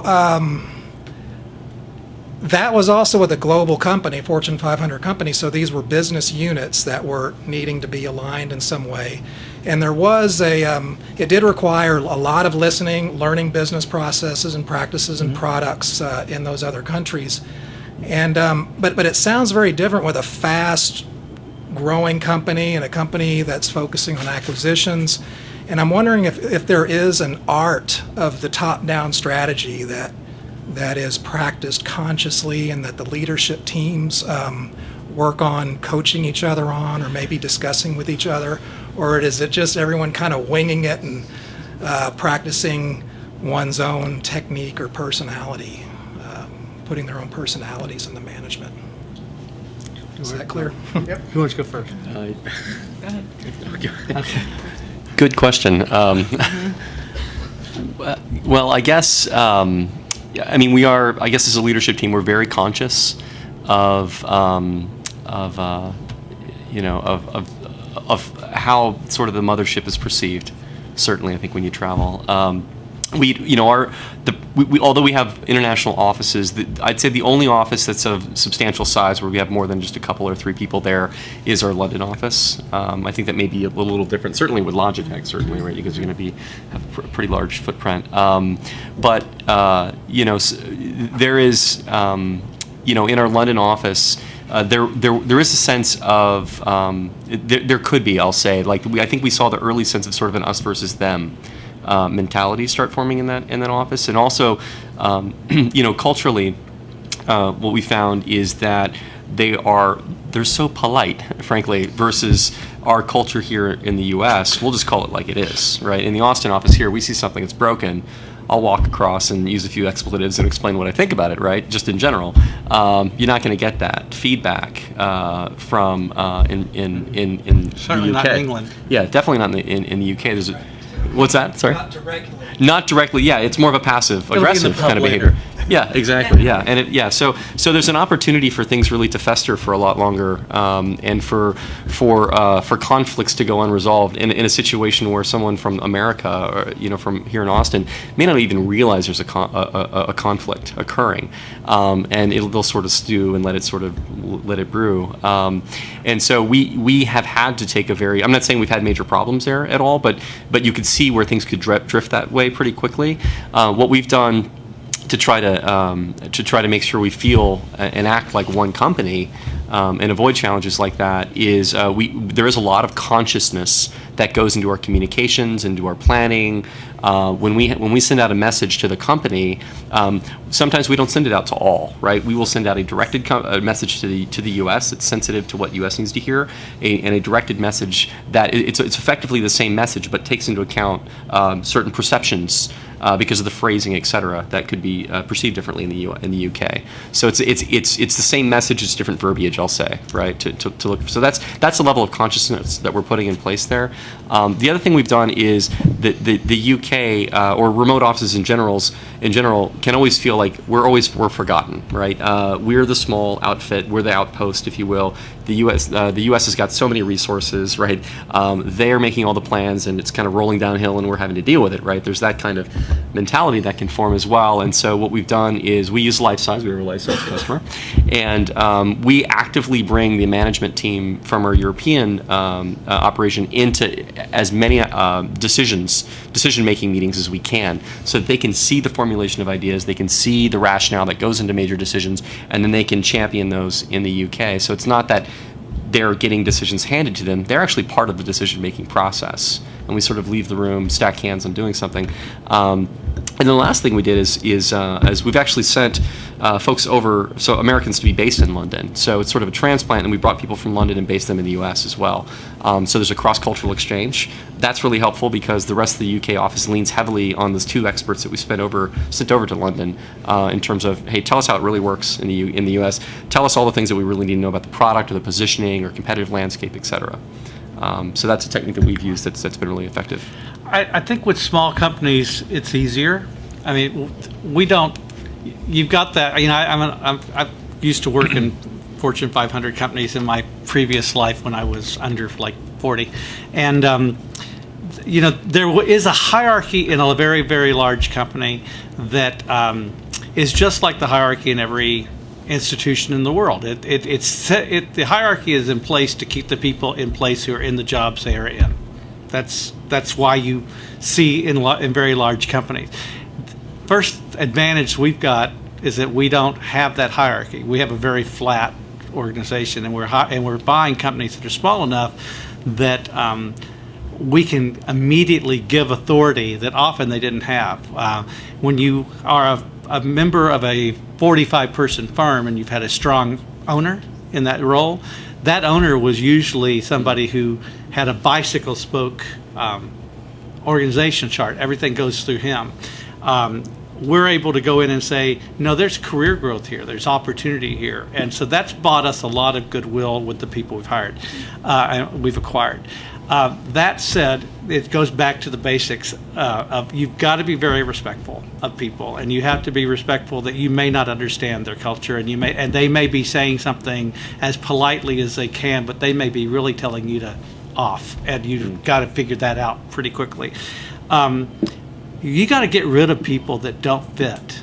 And it's even more important in a multinational company to get rid of people who don't fit. If you have someone who is disruptive, she will be far more disruptive in France than she will be in your office in the United States, because you're not here to see that. So there will be weeks that go by before seeing that disruptiveness. So at HomeAway, we've learned to pay what it takes to get rid of people in Europe that don't make the move. What you're left with then is the ability to hire people who will make the move, and you are able to bring people in that fit. With apologies to Megan, we spend boatloads of money bringing people from Europe to Austin, and we spend boatloads of money sending people from Austin to Europe. It's very important, no matter how many times I can talk to Petra on the LifeSize, I need to have dinner with her several times a year. I need to know her husband. I need to know her kids, because I know Brian's kids. I know Brian's wife. I go out to dinner with them. I need to go out to dinner with Petra.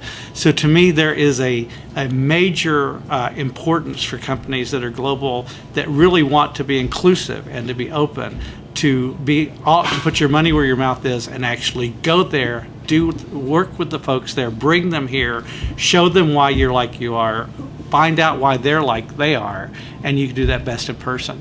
Now, yeah, we use LifeSize 99% of the time, but our travel budget is astronomical, because it's more important to us that our culture be unified and people understand what we're trying to do, and get it from Brian and get it from me. I do a lot of, when I travel, I'm not working with you, I'm not judging you, I'm not telling you you haven't done your numbers. I have people to do that. I'm your buddy. I want to know what we're doing right, what we're doing wrong for you. Why is this career working for you? Why is it not working for you? And I want to know people And I think if you take that approach and just go over to Europe, they're gonna open up for you. Yeah, I think we're doing okay. I got a couple of HomeAway plants in the audience. I think we're doing okay from that front. It's a great question. Great answers. Any other questions? Yes, please. Come on up. Thank you. Hi, thank you for being here tonight. I'm a green consultant, green marketing consultant, so I'm very passionate about conservation. I'm really excited about the opportunities y'all have been talking about with globalization, but I'm concerned about how resource intensive it sounds. Although, Megan, your technology sounds like a great way to reduce air travel. I'm wondering if any of you have some good examples about maybe how the globalization has engendered an ethos of sustainability in your operations, or any product development or services that you've created to kind of reach people who are into this. Thanks. You know, I'll certainly speak to it from a product standpoint as well as even a sales perspective. The concept of green, we'll call it green, it certainly is stronger in certain regions than it is in others.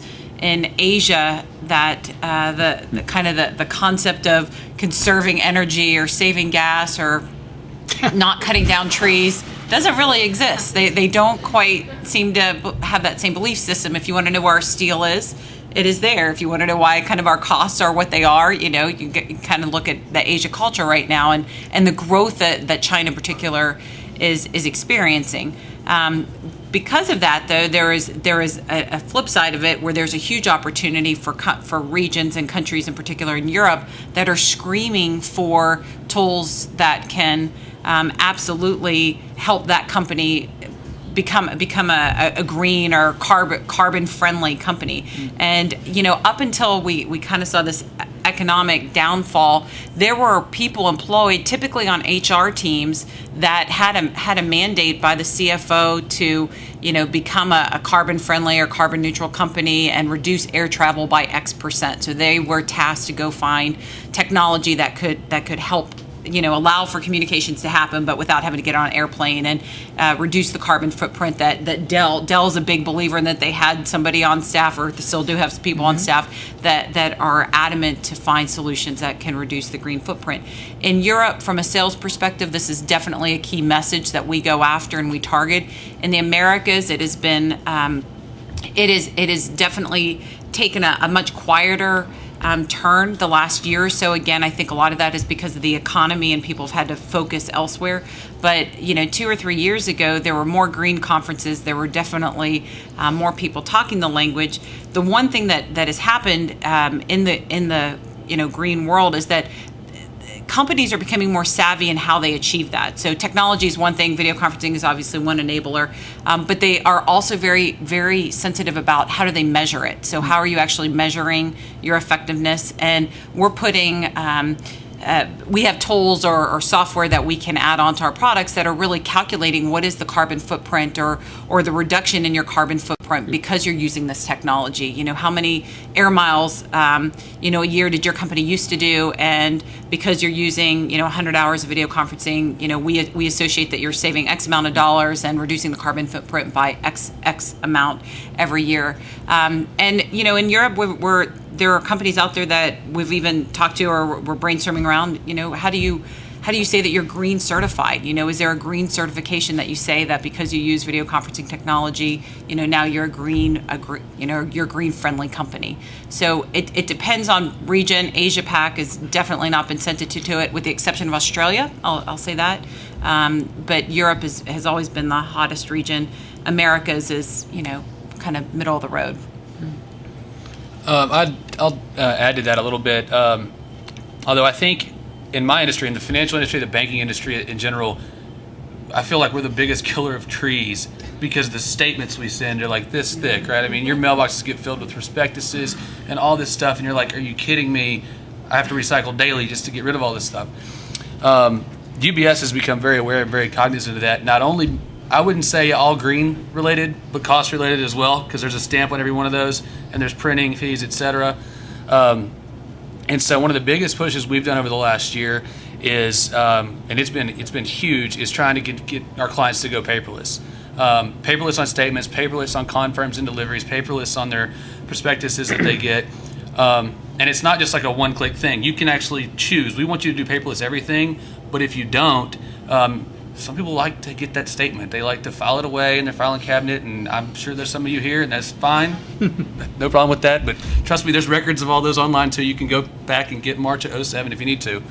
That was a huge initiative that we've done. What I just heard yesterday, which I'm really excited about because I love the paperless idea, is that we're moving towards not an opt-in but an opt-out situation where when you become a UBS client, you start with an email address and you start out paperless, and you have to actually opt to get paper delivery of your statements as opposed to not. One other tidbit that just kind of came down from Switzerland, not from UBS Americas, so this was exciting to see coming from another culture, if you will, was they basically just challenged all 64,000 employees and said, somebody start submitting ideas for ways we can be more green. What can you do to reduce emissions? What can we do? What can we be doing that we're not? What have you heard about? And from what I understand, they've had incredible response, and I think they're giving away, trips for 2 or something, which is, not so green.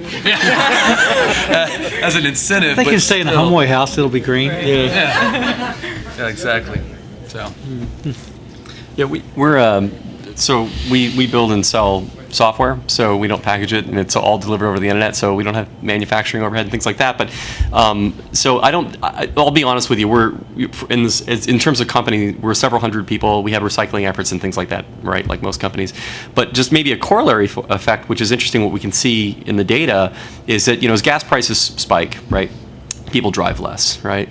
People still need to buy stuff, so people buy online, and so as people are shifting, as you're seeing more and more purchases online, we're saving trips to the store. Now you might say, well, those are delivery costs to your house. Well, what we see is that people are shipping more and more stuff to work, because guess what? When the delivery person shows up at 2:30 in the afternoon, you're there at work and you can collect your package. It's not going to sit on your doorstep. And so we see as e-commerce in general becomes a larger and larger part of commerce overall, that we have an opportunity really as consumers to start buying online, to basically save time and save gas, right? You're not making special trips to the store to buy stuff. The other thing, and this is just an idea that came to me as I heard your question, was thinking about it. Online shopping in general started out the way that commerce websites in general are managed is as a store. Okay, so if you're Walmart and you've got, I don't know how many thousand stores Walmart has, but Walmart.com as a P&L for the business is managed as a store. So they look at return rates, they look at profitability, they look at all the same metrics that a store would look at.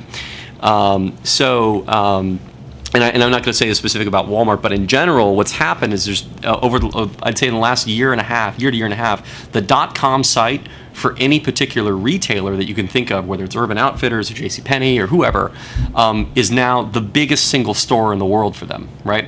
So retailers in general make more on their website than they do from any single store. And then for many retailers, they're making anywhere between 5 to 25 times more online than they are in any given store. So what occurred to me is, okay, just add up, what is the carbon footprint of having 20 full-size retail stores, right? Not be built. Yeah, not be built, not be operated, not to have, I don't know, thousands, hundreds of thousands, millions of cars parked there over the course of a year. What can a retailer now say about them being green, shifting all of that to online where there is no physical presence to fulfill those goods? So. Yeah. Thank you. We have time for perhaps one more question, and then we'll conclude the Q&A session. So who wants to go for the last question? All right, come on up.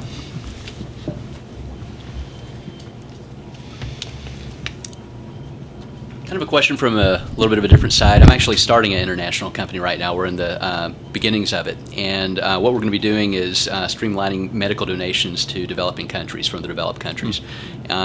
So this has been a very helpful presentation for me, but what advice would you give me in a startup? What do you need to get in place early on to avoid some of the pitfalls you all have learned over time? Thanks. And it's hold on. It's what is it going to do again? What we're doing right now, a lot of the hospitals in developing countries are rely on donations of money, people, and equipment and supplies from like the United States and other countries. And the way that process works is very haphazard, and about 80% of it gets wasted. And what we're going to do is try to organize that a little bit through some internet models that will help get the right thing to the right place so it actually is effectively used, and increase the ability of people to recycle and reuse old medical equipment, things like that. Okay. I'll go first. Get a good lawyer. Depending where you're going to headquarter as an internet company, do not assume that just because you're an internet company that you aren't subject to the laws of the countries that you're raising money in. Because in many countries there, and it's happening now more in Europe than it is anyplace else. But Europe is so desperate for revenues that they are looking at cross-country taxes, and they're looking to hold people to be accountable to the laws of where the customer is, not where the website is domained. So you might want to look at that if you're going to be looking in Europe. Starting the website with a global perspective is probably the largest single thing you can do. It's more difficult to establish yourself as multicultural if you are trying, just like it's hard to take a free website and convert it to paid, it's hard to take something that's American and convert it to international. So you might do well to think about naming of the company and naming of the website so that it translates and that it means something or doesn't mean anything and can be therefore defined, and set the navigation from the very first day so that it can be navigated in the languages, in at least 2 or 3 languages, so that you are showing people that you intend to be a worldwide site from the first day. That'd be the biggest one I could come up with. Yeah, get all your domain names, obviously. And again, I guess this is more advice from a technology perspective. The fact that you're starting with a global perspective, I concur, is huge. It's very difficult to go back and retrofit either technology platforms or websites to think that way, for that to be ingrained.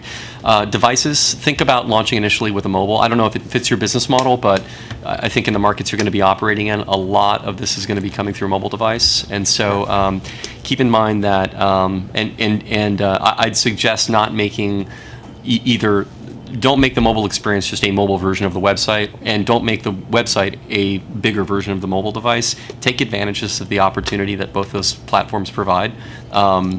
I've seen it work both ways. I've seen several cases now where companies start pure mobile, and what they do is they say, well, if it looks good on a mobile device, it'll be fine. It'll be easy to use on a full-size monitor. Well, the problem with that is it looks like, frankly, a kindergartner did it with a crayon, right? And it's just like, it doesn't inspire confidence. You're like, what is this company? It doesn't look legit, right? So from a branding perspective and to provide confidence to your users, do a really good job on both of those platforms, because it matters. Yeah. And I'd say I'll put on the marketing hat. From a marketing perspective, you want to be everywhere to everyone. As you decide to focus on what countries are most important in order for securing donations, or if you're going to focus on a couple key countries to secure donations, really understand the keywords that resonate in that country, and that can definitely be achievable best probably by PPC. I'm just like Carl, big fan of it, but after you do that learning, you need to retrofit those websites, those microsites, to accommodate those keywords so that your rankings go up from an SEO perspective. But having that fundamental, a lot of times you go into a country and you assume you know what the word for, let's say, video conferencing is and how that translates, and you test your markets a little bit, and you learn 6 months later that it didn't, and you've based your whole website, you've based all your marketing, you've based all your collateral upon the assumption that we just took the literal translation from American or English to German, and that's really not how people do that searching. So from a marketing perspective, certainly wear that hat of how people are going to find you in that country, and test that out before you do it too significant of a marketing campaign otherwise. I'm going to follow up a little bit on the marketing side of things, just because when you said what you were doing, hit me immediately with a friend of mine here in Austin who has a company that I think would work very well hand in hand with what you're doing, and somebody you might want to look into talking to. The company, before I say who it is, the company is called Students of the World, and it's where it takes college students to third world countries, and they bring video cameras, and they write articles about what they see, and they video and they film, and then that goes on their website, and then she and other people with the company will go to conferences and they show the videos. And you talk about tugging at your heartstrings when you see a kid, in a third world country with flies on the, you know what I'm saying. So from a marketing perspective and what you're doing, you're to give money to a hospital, to give money to help somebody in a country you don't live in, is going to be a challenge, because a lot of times people ask, why am I going to give money to this cause whenever I've got people across I-35 that could definitely use some help from me, and there's homeless people on 6th Street in Congress in Austin. So I'd say think about visual. Yeah, absolutely. Think about visual. Think about showing what they're not used to seeing, what's going to tug at those heartstrings. And Courtney Spence is my friend. Her dad's Roy Spence at GSD&M. I would definitely I'll get you in touch with her and possibly look at using a model like she's created to empower students, right? So that's kind of philanthropy in and of its own right, and then empower them to help a cause like what you're trying to get started. Thank you for that question. I'd like to quickly summarize in some of the things we've learned today and share with you the notes that I took. One thing is that the global economy, as we learned, giveth and it taketh away, and we had some great examples of how the opportunities can increase, but so does risk and so does the complexity. But paradoxically, as you go global, there's this natural diversification that kind of minimizes the risk. So that's very interesting. The other thing is that anybody can go global now. We've heard it again, and there's an opportunity, and as part of the audience. So small can go fast and can go global, and you have the tools at your disposal to do that. Very interesting. The other thing we've learned is that networking, mentoring, learning about cultures, learning languages, connecting with people, those are all very important things, and there are both in-person connections, but also technology that can help you maintain those connections as you do your business internationally. And then we also learn that it's important as we go into a global marketplace that we think about how we see others and how they see us, and adapt our behaviors and perhaps our work styles so that we can be effective in where we're trying to do things. And I guess the final thing I wanted to close on was the amazing transformation that globalization is bringing to our lives, both as consumers, as participants in the economy and society, but when you're working in that space, how it can change the way you think, the way you operate, and the relationships that you enjoy with people around the world. And so this has been a really great panel. I want to first of all thank all the panelists for the great insights and the perspectives that you've shared. And audience, again, thank you very much for your attention and your questions. I think we learned a lot through that. And then I want to say a final note of thanks to the Austin committee and to the staff, Jennifer Duncan, who helped to put this on. So thank you very much, and I hope you've enjoyed the evening.